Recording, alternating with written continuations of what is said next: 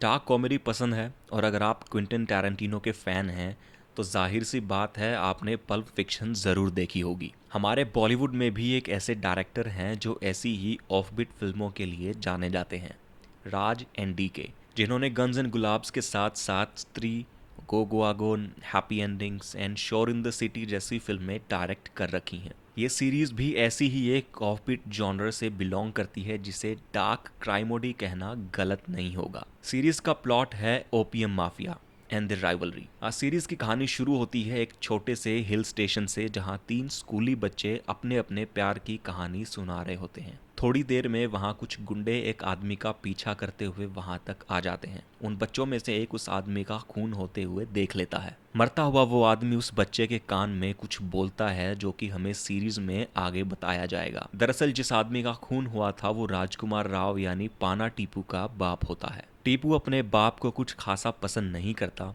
और वो उसके बाप जैसा ना बने इसकी पूरी कोशिश करता है। टीपू का बाप इस छोटे से टाउन के ड्रग माफिया गांची के लिए काम करता था। गांची भी चाहता है कि टीपू अपने बाप के जैसे उनके लिए वफादारी से काम करे, लेकिन टीपू मना कर देता है। टीपू एक लड़की से प्यार करता है जो उस टाउन के एक स्कूल में इंग्लिश टीचर है और टीपू के बाप को जिस लड़के ने मरते हुए देखा था वो लड़का भी उसी लड़की से प्यार करता है। फर्क इतना है कि टीपू एक मैकेनिक है और वो लड़का उस टीचर का स्टूडेंट। अब देखा जाए तो दोनों ही इनएलिजिबल कैंडिडेट्स हैं। ये नरेशन आपको भी अब्रप्ट लगेगा सुनने में क्योंकि फिल्म का डायरेक्शन ही इस तरीके से है जिसकी गांठें धीरे धीरे आगे चलकर खुलती हैं। खैर आगे बढ़ते हैं।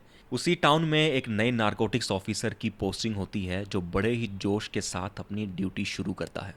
हर फिल्म के जैसे उसे भी मजबूर कर दिया जाता है कि वो भी उसी गंदे सिस्टम का हिस्सा बनकर रहेगा तो ही सरवाइव कर पाएगा। धीरे धीरे वो भी उसी टाउन की जुबान बोलने लगता है।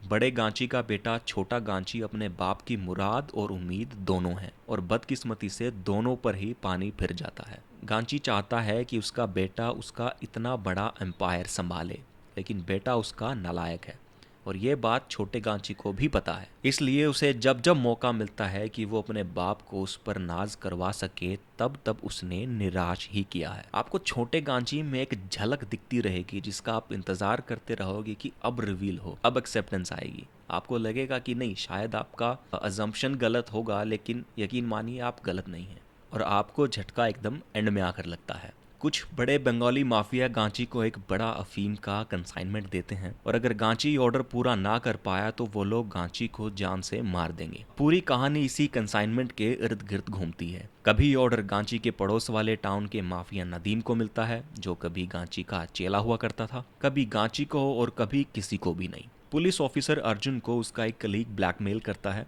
उसे कुछ ऐसी फोटोज भेजकर जो उसका घर खराब कर सकती हैं। इसी वजह से अर्जुन ने एक ऐसा रास्ता चुना जिसकी वजह से सबकी लग गई। अर्जुन दोनों शहरों के ओपियम फार्मर से अफीम की फसल को कब्जे में ले लेता है, ये कहकर कि ये सब इलीगल है, लेकिन इतने माल की एंट्री सरकारी रजिस्टर में नहीं करवाता। दरअसल अर्जुन पीछे से बंगाली के साथ मिलकर डील कर लेता है कि वो ऑर्डर सिर्फ वही पूरा कर सकता है क्योंकि बाकी किसी के पास अब मास प्रोडक्शन नहीं है और बदले में सारा पैसा खुद ले लेगा, जिसमें से कुछ अपने ब्लैकमेलर को दे के उन फोटोज के नेगेटिव मांग सकता है ताकि वो सबूत मिटा सके। लेकिन एंड में सब कुछ उल्टा पुल्टा हो जाता है। कौन जीता है, कौन मरता है, पैसा किसे मिलता है और माल किसे मिलता है, ये सब अगर जानना है तो नेटफ्लिक्स पर देखिए गन्स एंड गुलाब्स। फिल्म के कैरेक्टर्स को थोड़ा कॉमिक दिखाया है, ज़बरदस्ती कॉमेडी डाली गई है ऐसा भी नहीं लगेगा। सीन्स को इस तरह से लिखा गया है कि आपको नेचुरली हंसी आएगी। फिल्म की डायरेक्शन बहुत अच्छी लगी मुझे। हर एक कैरेक्टर का अपना एक कंट्रीब्यूशन है। हर एक सीन आगे चलकर एक एक करके कड़ी से कड़ी जुड़ता जाता है। हर कैरेक्टर कैसे एक दूसरे की लाइफ को इंटरसेक्ट करता है ये भी बड़े अच्छे तरीके से दिखाया गया है और ये एक बात मुझे बहुत अच्छी लगी। इसी पॉइंट को लेकर मुझे लगा था कि ये फिल्म